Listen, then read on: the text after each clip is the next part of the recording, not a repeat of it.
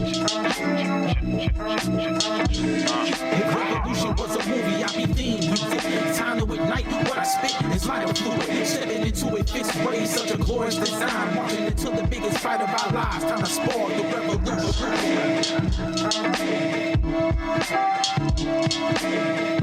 Welcome to BLKFLA Experience. We are the cultural archive for the Black political movement in the state of Florida, where our purpose is to help reimagine a Florida where Black people are able to live in freedom, equity, and authenticity. We are your hosts. I am DJ Hill. That's Jamal Steele. And we're taking this time right now to dive into all things Black politics and Black culture. Let's get into it. So ladies and gentlemen, MB gang, all of the people, we have arrived at our What We Talm Bout series. So one of our segments on BLKFLA, of course, is What We Talm Bout, where we take a topic from Black culture or Black politics and break it down in a way to where the goats can get it, as the late, great Joe Madison would say. And this time around, we have decided to make it an entire series where each episode from now until election day time will be focusing on an issue that is of great concern for Black organizers, Black people, and those who have allied with us. And so we have decided to essentially rip the Band-Aid off, if you will, and make the first episode in the What We Talm Bout series around Palestine. It has been a great topic that has come up within the last, I'll give it the last 10, 11 months or so, since October of last year. And this is a subject that we feel, as we enter into the second half of this year, as I like to call it, the second half of this show that we like to call the United States of America, a great time to have a conversation around it as we start to see.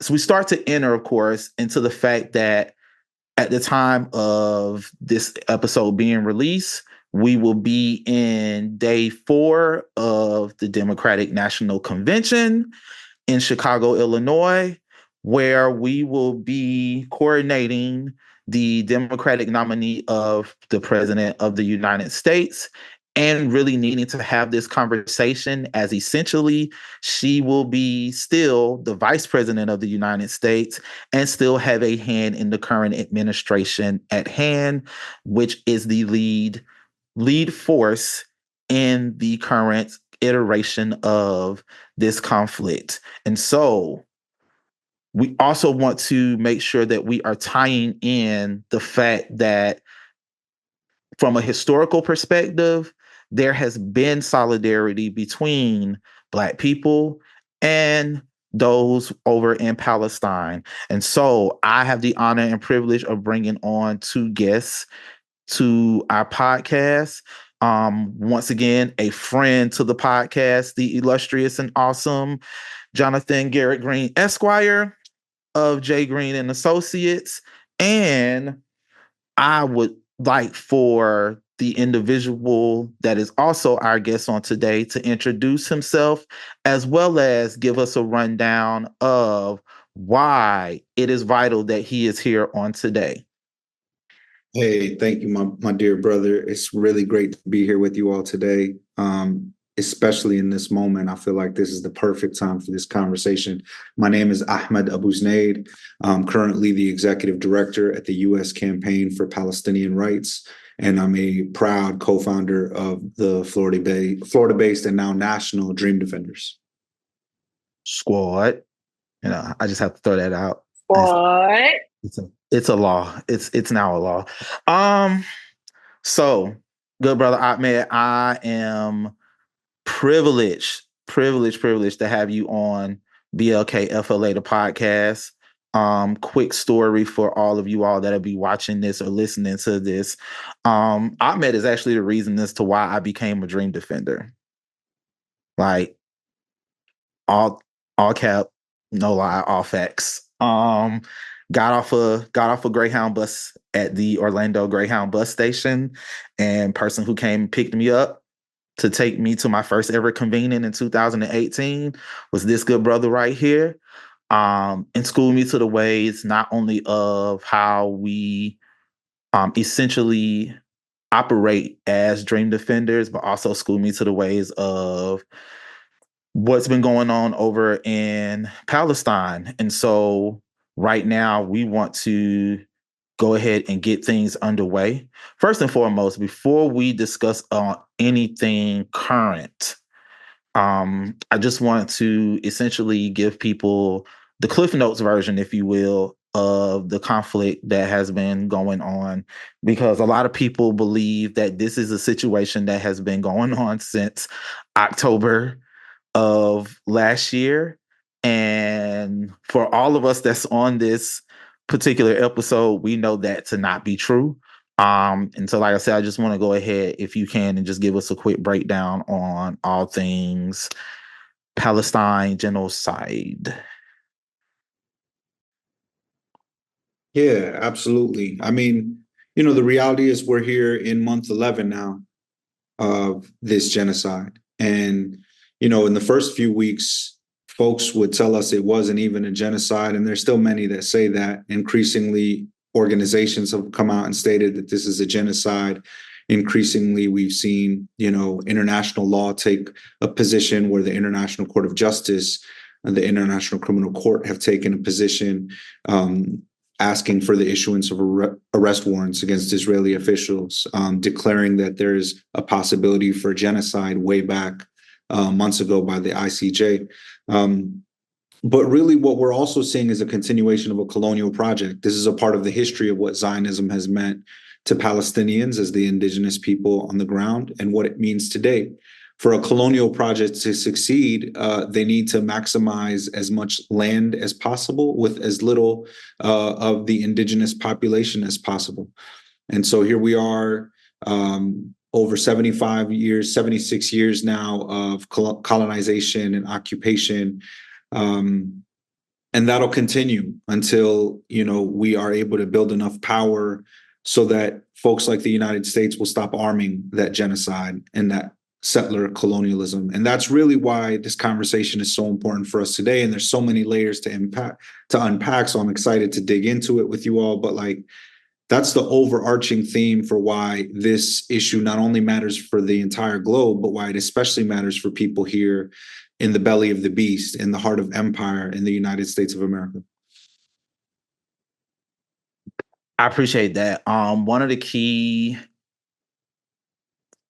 phrases, if you will, that was thrown out during your breakdown, Ahmed, was Zionism. Now we have many individuals that'll be watching this podcast that has this belief that Zionism isn't either A, isn't a bad thing, or B, is something that is being used to essentially demonize an entire group of people. And so break down, if you will, the origins of Zionism and how it relates to this particular conflict. Happy to do so. See, what's very important to acknowledge immediately is that there's a clear distinction between Judaism and Zionism that a lot of people work really hard to muddy, so that we can have this sort of confusion when we engage with Zionism, which is actually a political ideology born out of Europe, right? This is a political movement that we could actually study the origins of. We can trace back to the first meetings when they had the World Zionist Organization convening in Europe as European Jews dealt with European anti-Semitism. This is very real for us to acknowledge that Stokely Carmichael, aka Kwame Ture, used to say that Europe was dominantly intolerant towards Jews, and that is because they faced anti-Semitism across Europe. But of course, we can acknowledge that that is a fact and also acknowledge that a political ideology born out of Europe to go to the Middle East and create a new nation state and then have massive populations immigrate to that nation state while also displacing the indigenous population. We can all agree what that is. That is settler colonialism. Now, also worth noting that no one in the Palestine movement or who is Palestinian would ever disagree that there is a Jewish connection to the Holy Land. There is a Jewish connection, there's a Christian connection, there's a Muslim connection. And we know this because Palestinians are Muslim, Christian, and Jewish. And we know if you study those faiths that all of these different populations were in that land at some point in time. So the disagreement is not around Judaism. It's not around a respect for Judaism or the Jewish people. It's not even a debate around whether Jews have a connection to the Holy Land. The debate around Zionism is, again, whether this political ideology that was born in Europe in the late 1800s, right, whether a political ideology born in Europe with support from the British imperialist order has the right to displace and start a new nation state in the Middle East.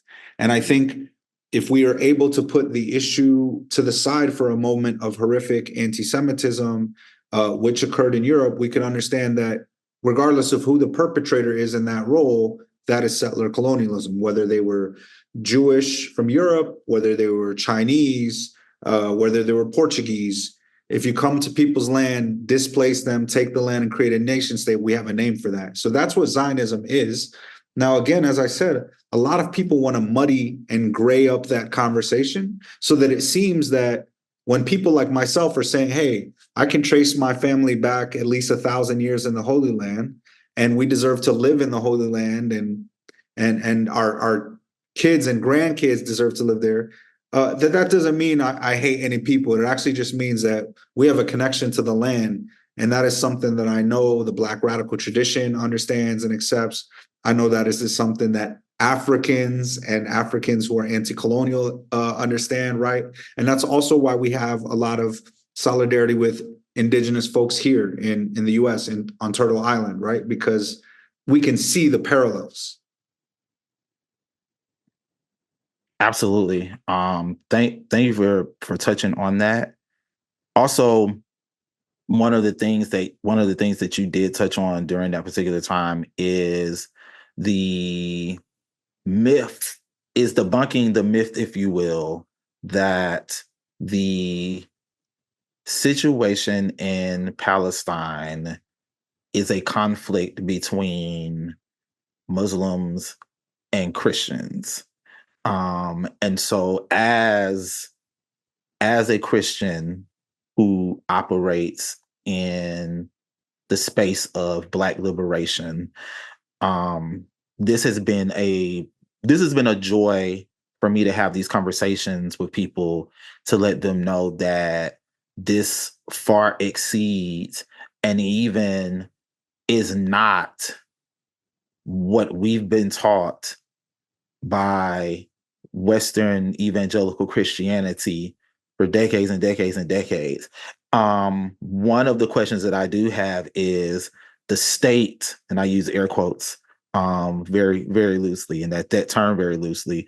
The state of Israel prides itself in using evangelical Christian movements to push the narrative of this being a conflict between Islam and Christianity. Explain as to why that is far from the truth, and also why the state of Israel values its unorthodox alliance, if you will, with Westernized Christianity. Yeah, it's a great question. I think, first and foremost, that myth of Muslim versus Christian or Muslim versus Jew that propagates Western media, first of all, that's false because, again, Palestinians are primarily Muslim, but also a large percentage Christian, and then a smaller percentage of Jewish folks. Now, in the last few months, we've seen literal churches bombed in Gaza, right? So we've heard from clergy on the ground about the horrific nature of the genocide, and they're not complaining about Palestinian Muslims. And historically, if you speak to US Palestinian Christians or Palestinian Christians anywhere abroad, they'll tell you that they left or were forced to leave because of the Israeli colonization or occupation. So first and foremost, it's false because the entire structuring of the conversation is built on a false premise. It's actually a war on the ground between Zionist colonialism and Palestinians of all faiths, Muslim, Christians, and Jewish. And that Zionist colonial project has the support of the world powers. So that is actually perfectly transitioning into why would Israel or Zionists actually have an alliance with evangelicals that ultimately want to accelerate the rapture, right? Why would they, in a sense, want to be in bed with a body of people that actually wants to accelerate their demise? This is according to the scripture that those folks believe in.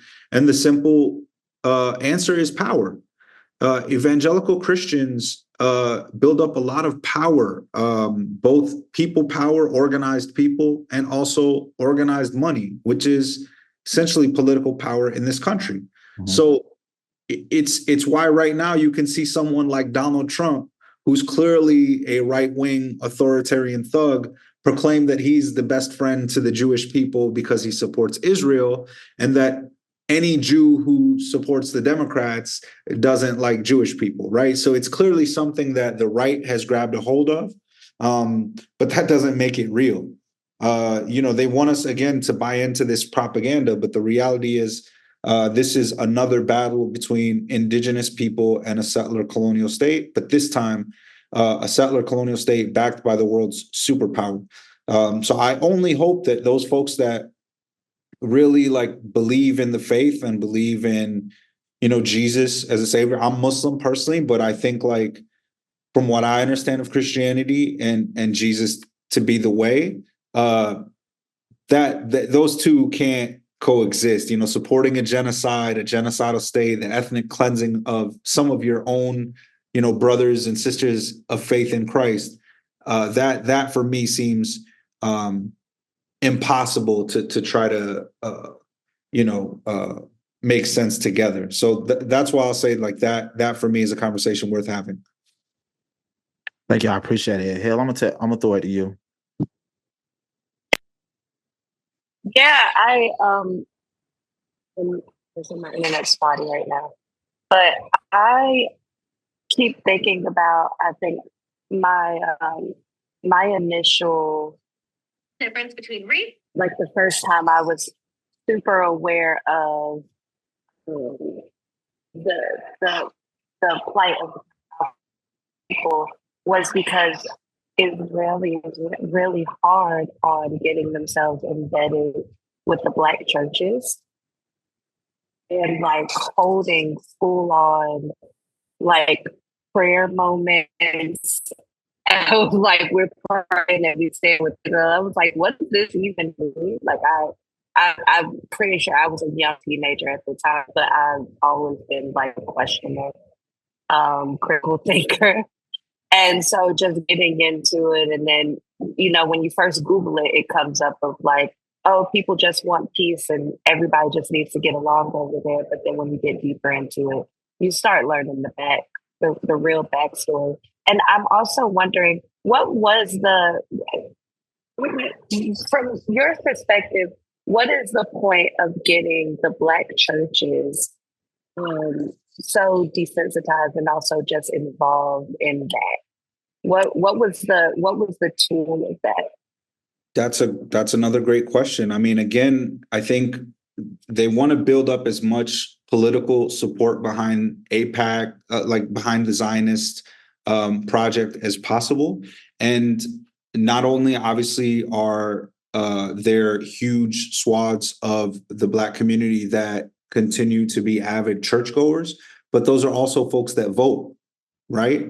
So I think for them, this is a powerful block that we've seen. Like Black folks have been holding election blocks for some time, powerful election blocks for some time. And, I think Zionist organizations in the US and also, Zionists in Israel understand, the type of leverage that can be had when you bring certain communities in to support you. And that's why, Israel can get away with, how do I say, its relationship to settler colonialism because it's a Jewish state, right? And we know that Jewish folks are also a targeted and oppressed minority, even if some of them are white passing, right? We know this, but it also means for them, trying to make themselves diverse and be loved by people of color and lovable for people of color. And so you'll also notice that within Israeli propaganda, they love to trot out pictures of their Ethiopian soldiers at times, right? And so it makes sense for the settler colonial project of Israel to not be viewed as such. And one of the ways they do that is by diversifying their supporters, right? And so I think voting bloc plus like diversifying their supporters are some of the main reasons. No, I appreciate that. Thank you. Okay. So let's touch on one of the things one of the issues that plagues us when it comes to speaking around this situation in Palestine is the lack of empathy, if you will, as we move into this election. And I don't necessarily want to say lack of empathy. I think the better way to put it is ignorance towards not just the historical value, but the current state that's occurring over in Palestine and how it affects Black people here in the States. Because I think that's a key thing that gets misplaced on purpose by mainstream US media as to how this conflict is in direct correlation with the ongoing fight with white supremacy for Black and brown people here in the United States of America. I'm gonna go to Ahmed. I'm gonna come to you first in touching on that, but I also want to get Jonathan involved, also from a historical and current value around what is the correlation between the Palestinian struggle with the Black American struggle. Huge question. And I love to talk about this subject all day. I'm actually making a documentary film that'll, tell the story of Dream Defender delegations to Palestine, but also the history of Black delegations. We could talk historically about Malcolm X, who after making one of his trips to Africa was in Gaza and was in Cairo, and then crossed over into Gaza. So Malcolm actually had a chance to visit Gaza. We could talk about the Black Panther Party's position on Palestine that many members made clear. You could talk about Alice Walker, Angela Davis, Stokely Carmichael, many of them. And the primary reason why those folks in the 60s and 70s took up that position, because it was clear to them that militarism and imperialism were actually a part of the same cancerous violence that was eroding at home. And if we remember clearly, Dr. King was actually assassinated not too long after he gave that speech in DC about militarism and capitalism and racism, right? And so this has been made clear to us over decades.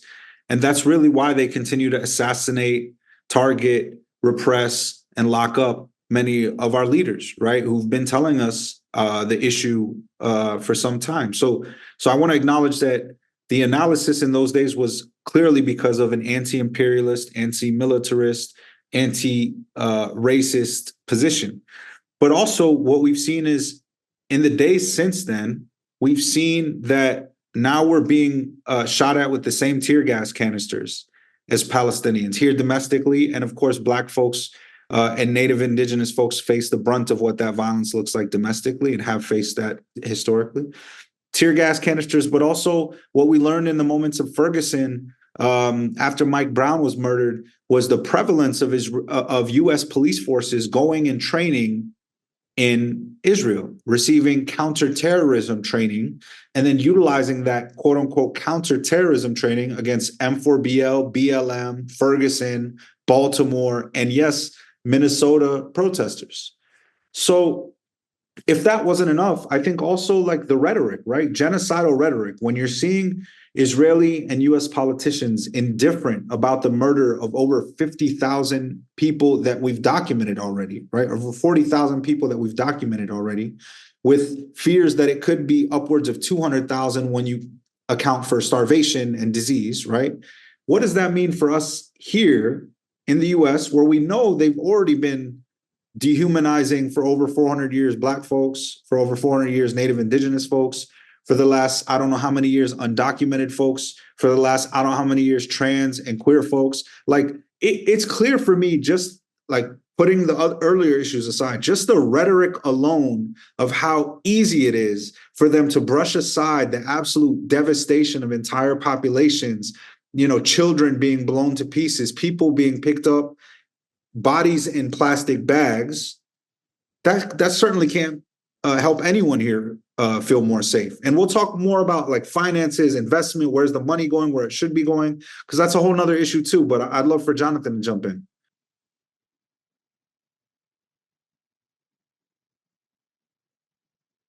Yeah, and once again, thank you for having me on today. Once again, just for a point of clarification, my Esquire, I'm going to be working on that. I'm not licensed yet, so I don't want to hold myself out as an attorney who is licensed. But diving right into the issue, linking the Black American struggle with the plight of Palestinians, I think is key for everyone to not only understand, but be educated in the root of their spirituality, where we touched on religious aspects, but also how that correlates into politics. We always have learned that there's supposed to be a separation of church and state in this here United States. But however, you have to understand this overlap. So as a spiritual person, you have to understand during the time of Jesus Christ, I grew up as a Black Roman Catholic in Pensacola, Florida, went to the first Black Catholic church in the state of Florida because it was open due to segregation, because we could not go to St. Michael's up the street. I went to St. Joseph's, open for Blacks and Creoles. So understanding that if you have a struggle where you have systemically killed a people over 400 years or caused duress in a people who have been stolen and forced into this land. And then we look at cases such as Sonia Massey, that we still live in a police state. A police state is as apartheid, is as Jim Crow, is as never has ceased since the United States of America's inception. And neo-colonialism and imperialism on top of colonialism of old. And to understand the Palestinian plight is to understand your own, that these are oppressive systems that if we are truly eradicating white supremacy, understand your spirituality, that Jesus Christ spoke Aramaic, that Semite is an Arabic word, that how can you, and well, before I get into the how can, if Semite is an Arabic word and Semite is inclusive of Hebrew, Arabic, and Aramaic, to be anti-Semitic, the genocide of Palestine going on now is anti-Semitic because it is cousin killing cousin, and really truly the sons of Abraham, Ishmael, and Isaac. It's brother killing brother. And we have to be in a space that if you don't know history of the spirituality in which you follow, but if you don't also know the history of politics, Why would the United States align with the state of Israel? The International Court of Justice released a ruling that said there is no right of self-defense for Israel, for the state of Israel. And that is because the occupier cannot claim self-defense from those who are occupied and are defending their lives from occupation.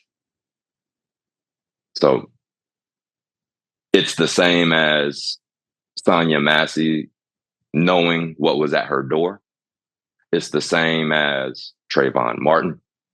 It's the same as Sandra Bland, as Mike Brown, as Dr. King, as Malcolm X, as Chairman Fred Hampton, as We Charge Genocide by William L. Patterson, which documents the lynchings that could be documented from Reconstruction up until the 1950s, where that We Charge Genocide from the United States aspect, which were written by Paul Robeson, Esquire, and attorney William L. Patterson, it was delivered to the United Nations in Paris by W.E.B. Du Bois.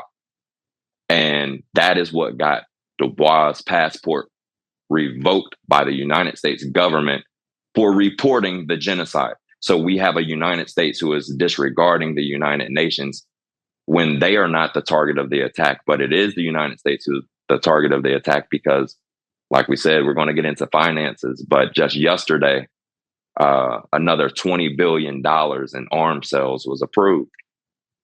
So our tax dollars are going to fund the payment for the state of Israel to send the money back here to buy the weapons in which they're going to commit the genocide with. So it's just a cycle of the money to feed each other that they need no outside help. And they're not listening to outside sources of accountability. So understand the link between the domestic struggle of the Black diaspora and Black and brown people across the world, because Haiti has a genocide, Western Africa with the lithium and cobalt aspect, and all of these struggles are in solidarity of one another. So if we all speak together, we stand together, we fight stronger. And I appreciate you, Jonathan, for acknowledging a lot of the other genocides that are going on worldwide, such as the one in Sudan, as well as the one over in the Congos, as it relates to the cobalt industry as well. Because I really think people need to really understand that the reason behind the fact that you're able to even watch and or listen to this podcast right now is literally because of the cobalt that is coming from the Congo, that is being given, if you will, to our cell phone and electronic industry. But even those, all of these genocides that are currently occurring right now have been historically occurring. They all intertwine together. All of them is intertwined together. All of them are happening within the same region, if you will, of the world. And it's not, I don't think it's lost on any of us the reason why. Yes, it's political power, but it's also financial power as well. There's an area within the Gaza Strip where if that area is completely taken over, if you will, by Israel, a new port can be built for cargo to come in and out of. The only thing that's holding up this current port from being built, it is the people that currently occupy that space of the Gaza Strip. And so I'd like to further dig deep, if you will, in the Palestinian involvement within Ferguson. As we all know, 2014, this year marks the 10-year anniversary of the killing of Mike Brown by Officer Darren Wilson in Ferguson, Missouri. And many of our organizers, as stated by Ahmed, BLM, Movement for Black Lives, some of us as Dream Defenders was there as well, took to the streets with organizers within St. Louis and Ferguson. And there were a lot of things, there was a lot of back and forth conversation going on, and a lot of involvement from Palestinians within that very movement. I know, Ahmed, you were one of the people that was on the ground during that particular time. You want to expound on it a lot more. Yeah, thank you. I mean, these moments change our lives. Like Trayvon's murder changed my life. Same for so many of us when Mike Brown was murdered. And it's unfortunate. Honestly, it's unfortunate that like these horrific moments where someone is stolen, someone is murdered, someone is brutalized, dehumanized, are what it takes for us to come together. But at times, we find solidarity in the most difficult of moments. And so I just want to note that Mike Brown was murdered in August of 2014, if I'm not mistaken. In July of 2014, Israel was bombing Gaza in one of its many bombing campaigns, and they had murdered over 2,000 Palestinians, including over 500 children. So it was a really difficult time and that moment for Palestinians. However, when Mike Brown was murdered, I think one of the things is, in addition to how horrific the story was of what happened to Mike and him putting his hands up and that sort of, us sort of identifying with that sort of, just brutality and wanting to do something about it. It was also a really interesting moment where folks on the ground in Ferguson began to really, I think, take hold of the power of social media. Many of us got immediately connected to Ferguson and Mike Brown, not through NBC or CNN. They eventually started to cover the uprisings in Ferguson, but it wasn't after there was a real grassroots uprising in the streets. And, as far as the Palestinian role, obviously it wasn't, it was a role, but it's not a role that was, overrepresented. I think it was clearly Black folks in the streets leading those efforts. However, there was also the Palestine Solidarity Committee that was active in the uprisings in Ferguson. There is also Bassem Masri, who, may he rest in peace, was a member of Hands Up United, along with Tef Poe and other team members of Hands Up United at the time. And he was in the streets every night. And not only that, he literally was the one live streaming a lot of the face-to-face conflicts with the Ferguson police, who, again, had been trained overseas in Israel. So that was there were some Palestinians on the ground doing really good work. There was this war on Gaza at the same time. So there was that sort of air of we got to fucking do something here. And then, as I mentioned earlier about the tear gas canisters, folks in Ferguson were telling the story of what they were encountering. So they would share all these stories live with us. And one of them at one time was a photo of the actual tear gas canister that was fired at them. And at that point, some Palestinians who were in the West Bank in Palestine, actively, again, resisting occupation, began to tweet back to folks in Ferguson hey, if this is the tear gas they're hitting you with, this is how you counter that tear gas. This is the direction you walk. This is what you wash your eyes out with, so on and so forth. So I think whether it's been the uprisings in Ferguson or the uprisings in the aftermath of the killing of George Floyd, you will continue to see Palestinian formations in solidarity, because we're in it for the long haul. And we recognize, again, how this violence domestically is connected to that violence abroad: colonialism, racism, militarism, and of course, capitalism. I think we also have to recognize the diaspora connection between those of us in the Americas and those in Palestine, as there are many Afro-Palestinians as well who are dealing with this struggle and dealing with this brutality over in Palestine also. I think one of the key people within the Black and Palestinian solidarity movement, if you will, is former president of South Africa, Nelson Mandela.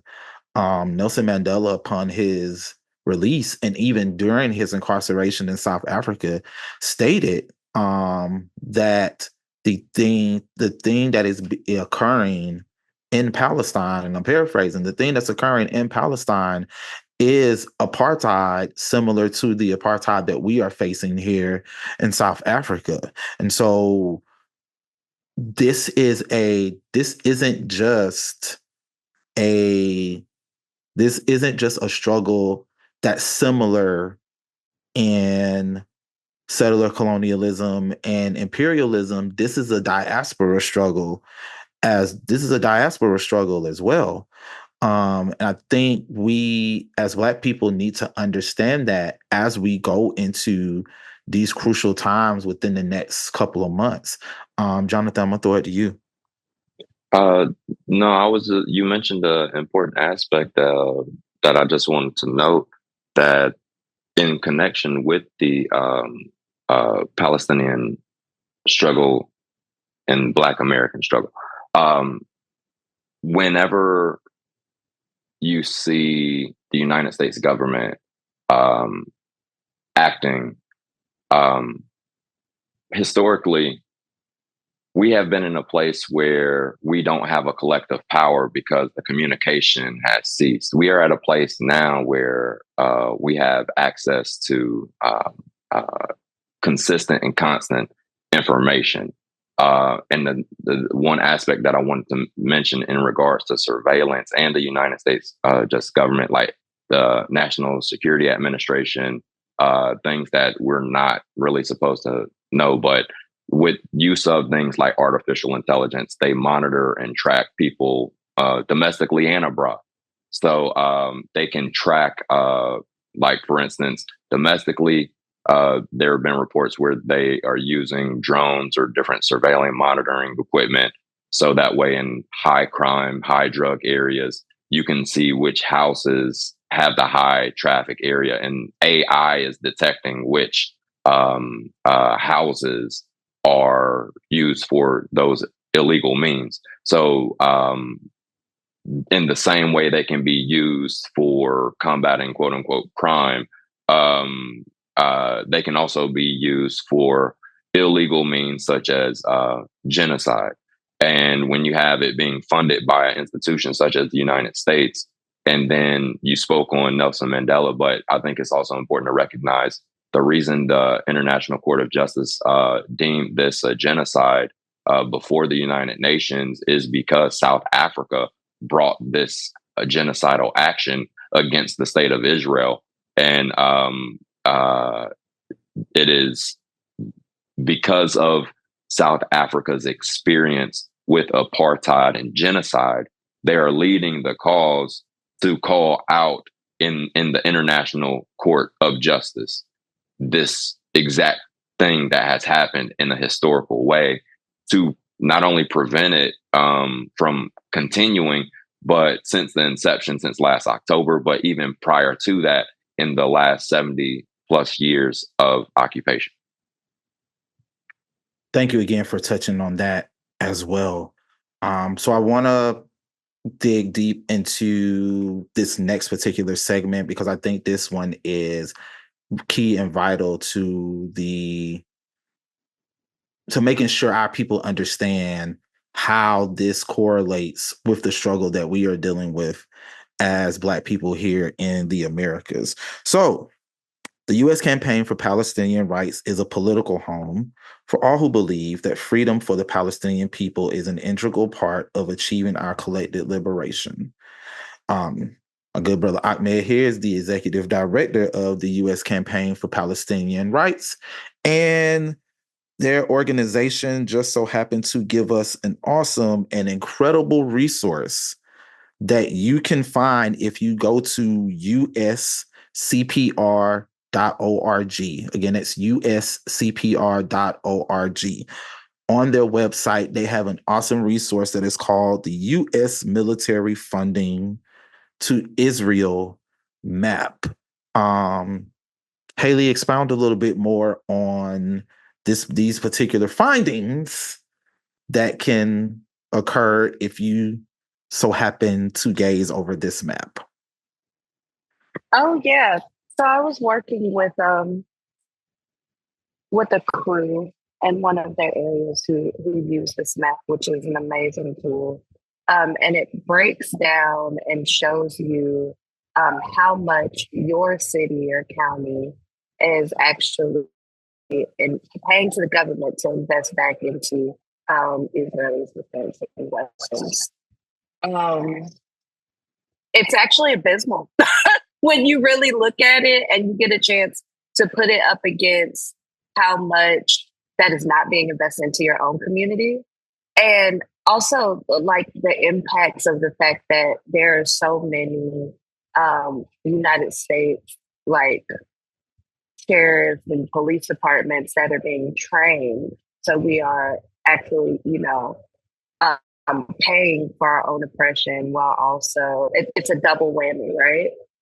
This is lives, this is blood on the hands of everyone, and it's a whole round robin. Once we see how much that money circulates, like Ahmed said, it's that organized money that is just making those power trips all around our own little personal communities.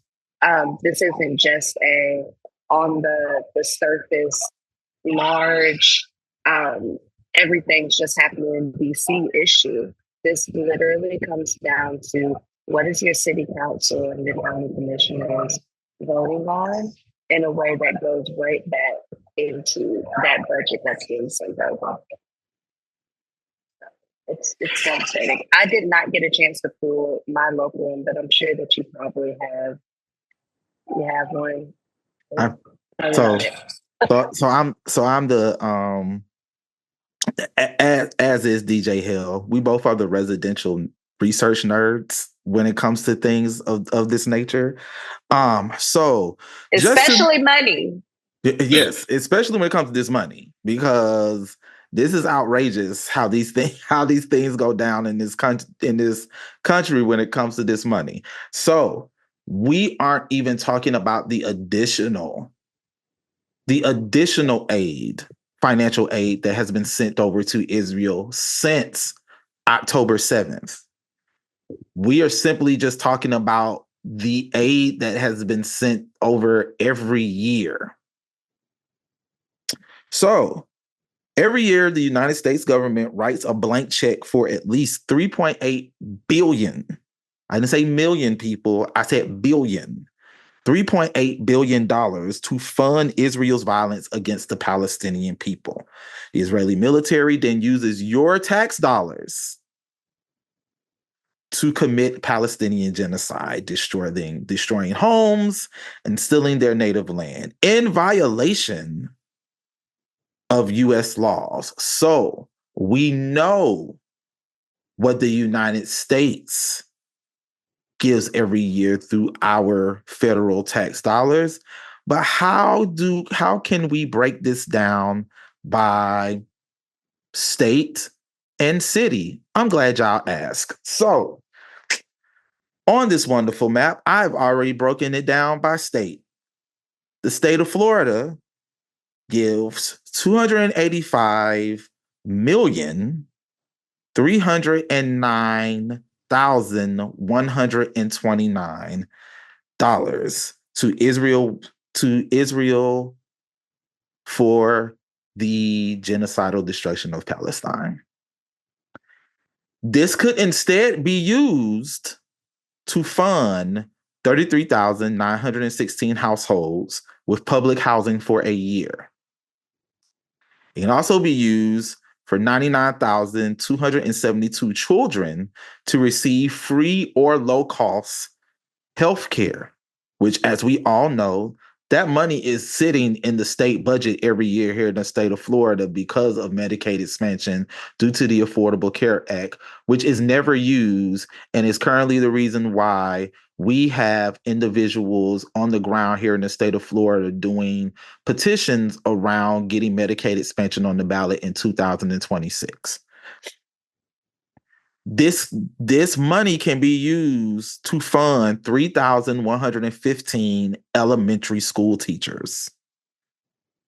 It can clear 7,550 students of their student loan debt. and can give 267 households solar electricity for a year. There's so many things that we can do with close to $286 million here in the state of Florida if we weren't sending it over to Israel. Now, the great and wonderful thing about this also is that it breaks it down by city. I'll do 3 cities out of the state of Florida. One is a city that 3 of us that's on this podcast very, very frequent a lot, either by living there or going to visit whenever I possibly can. And that is the city of Pensacola. Pensacola, Florida. In Pensacola, Florida, $891,682 to Israel's weapons could instead fund 106 households with public housing. 2,538 households with solar power for a year. 23 students in the city of Pensacola could have their student loans cleared. 310 children can receive free or low-cost healthcare. That's just Pensacola, and that's just the city of Pensacola, because we can't really dig into right now what Escambia as a county gives, but we can see what the city gives. Let's go to a city that I now currently live in and reside in, the great city of Jacksonville.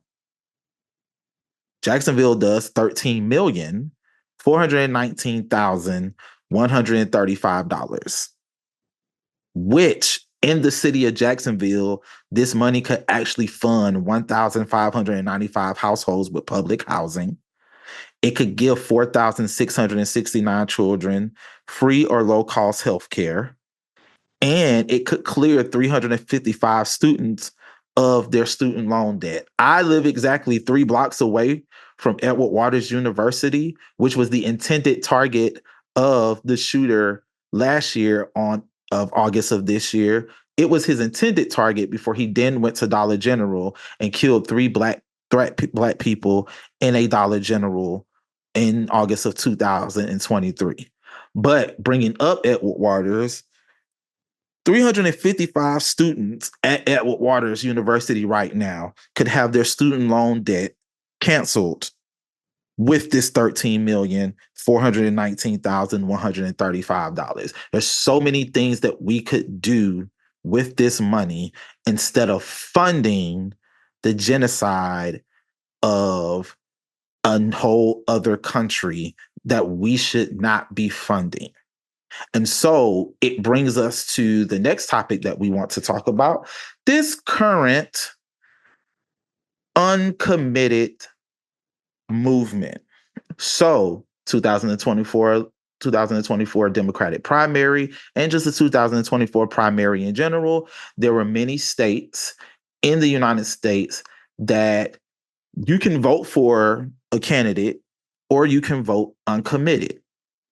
Many of these states, there is a large percentage, whether mainstream media wants you to believe it or not, there's a large percentage of voters in key states who have uncommitted on their ballot, who voted uncommitted as a protest vote for Palestinian individuals.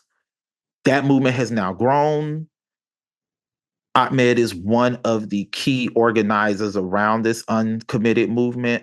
I'd like for you to touch a little bit more on that as well.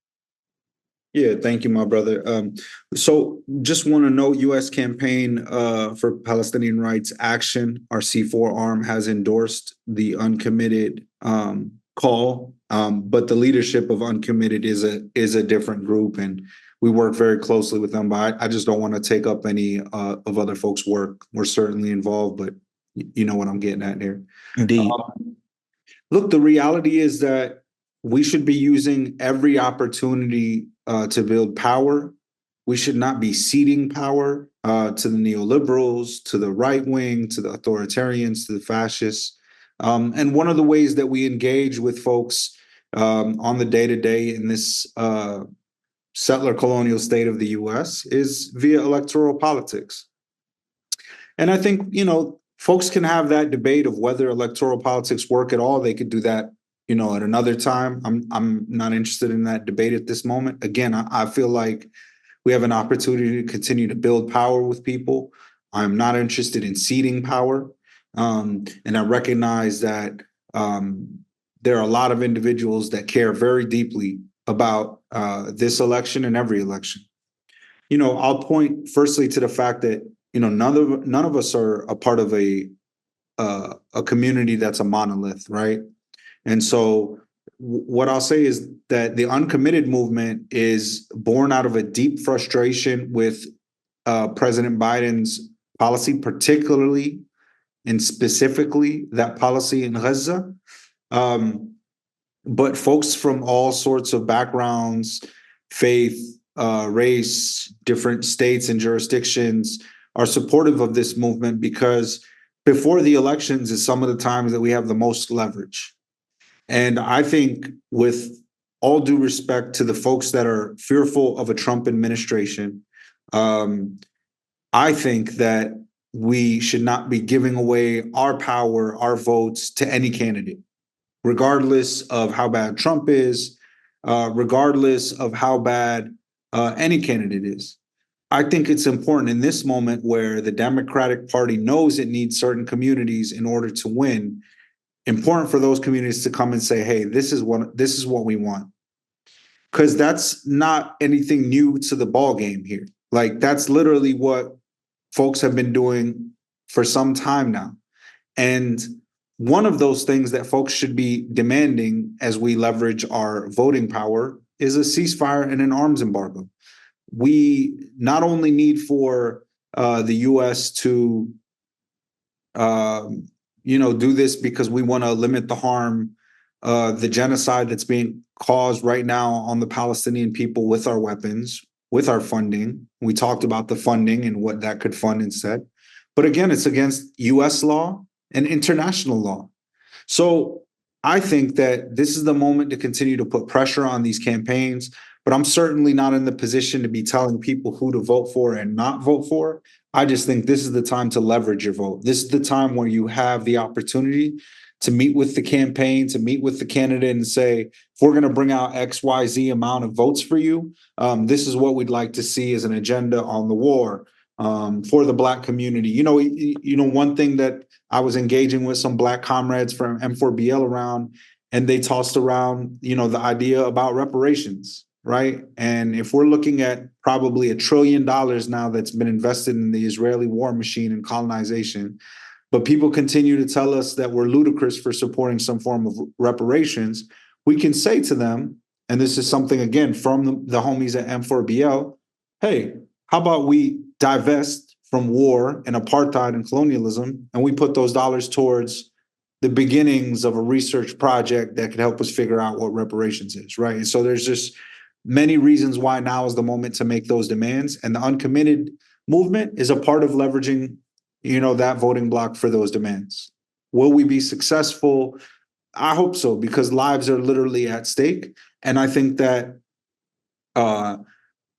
if VP Harris, as currently a part of the Biden-Harris administration, if she would break with President Biden on Gaza, I think it would be not only incredibly helpful to her electoral prospects, but she would be a historical candidate in many ways, not just because she would be the first Black woman president. So I think all those things are coming to mind for me. In bringing this up, my final question would be, what would you say to Black people who don't want to, who have stated that they don't want to be villainized for voting in this year's election as a means of self-preservation or as a means of putting in an opponent that we can push once they're elected. Yeah. First, I'll just say, that there's a lot of righteous anger and rage out there from the Palestinian people and those involved in our movement. Because again, we're watching images of people picking up their relatives in plastic bags. It's really the type of horrific shit that we've read about. And we probably as human beings aren't even able to really grapple with when we see those images. So I want to say that there are some Palestinians who probably could do a bit better in our communications in this moment of righteous rage and anger. I also think that loyalty to a specific party based on unrealistic expectations or identity politics is something that we should grapple with. With that being said, I think a lot of this is PSYOP, COINTELPRO, institutions that are invested in dividing up Palestinian and Black folks.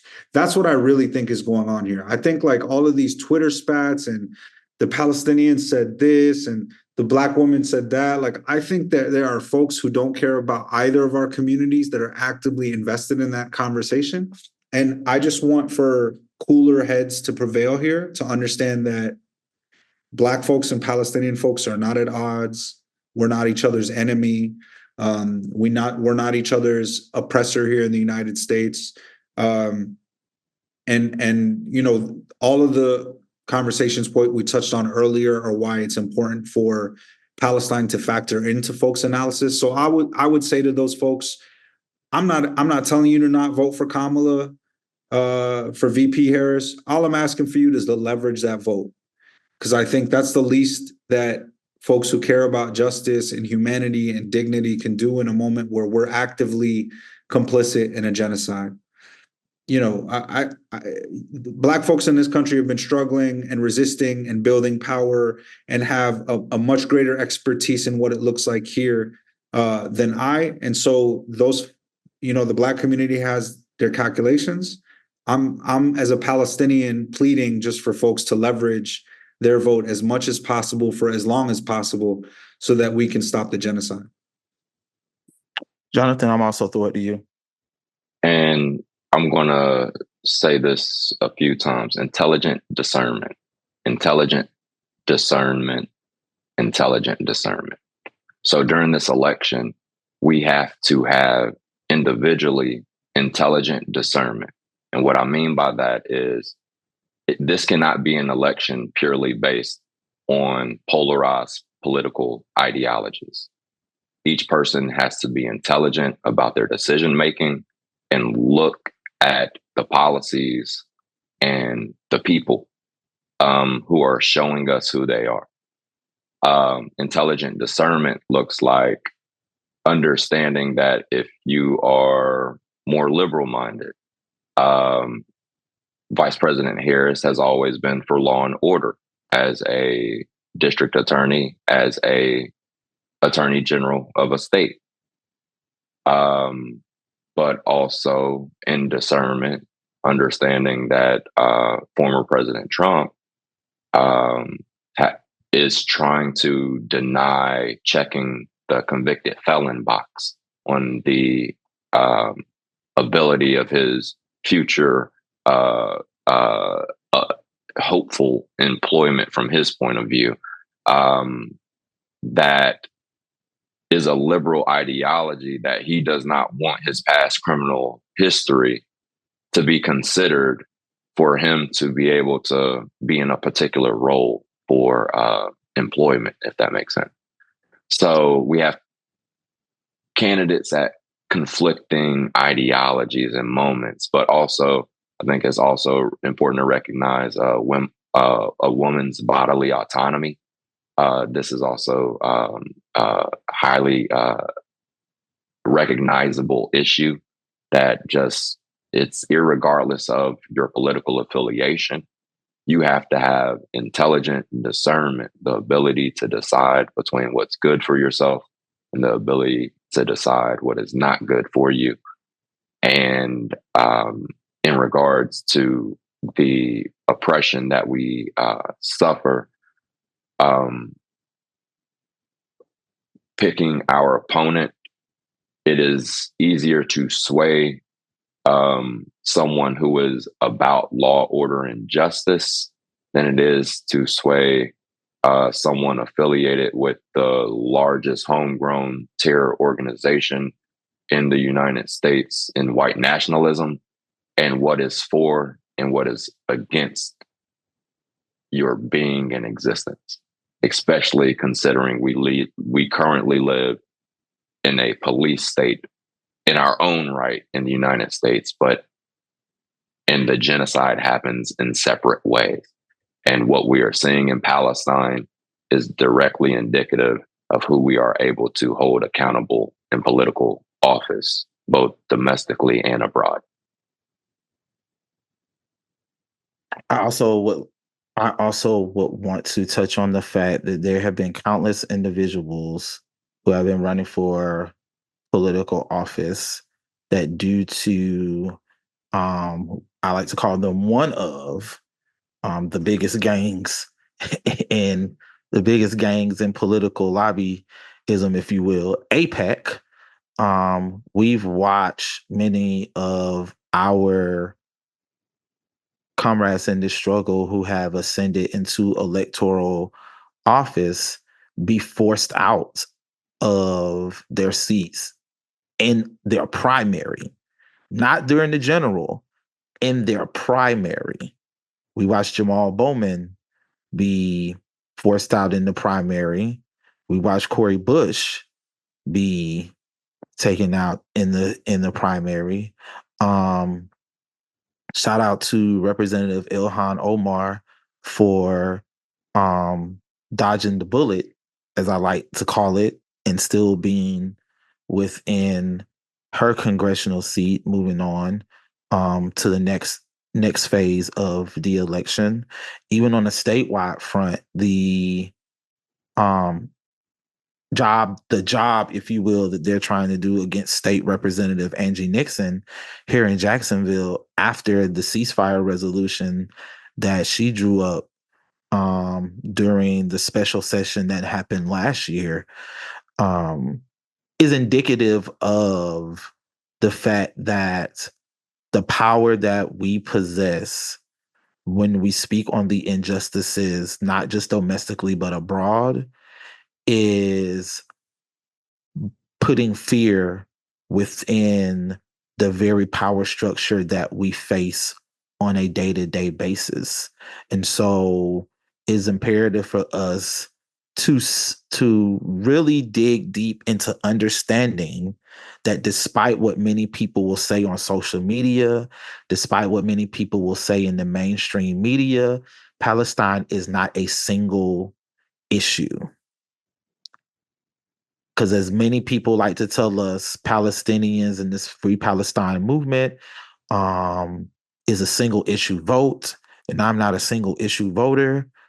Today on this episode, we have so eloquently broken down why this is not a single issue and why this issue interconnects with all of the other issues that we face here in this country, and how the financial proponent of this issue could heal a lot of the ills that we face here in this country if we stop financing genocide in Palestine. And so I want to thank Jonathan for coming on the show. I want to thank Ahmed for coming on the show. Once again, good brother, thank you for heeding the call and reaching out.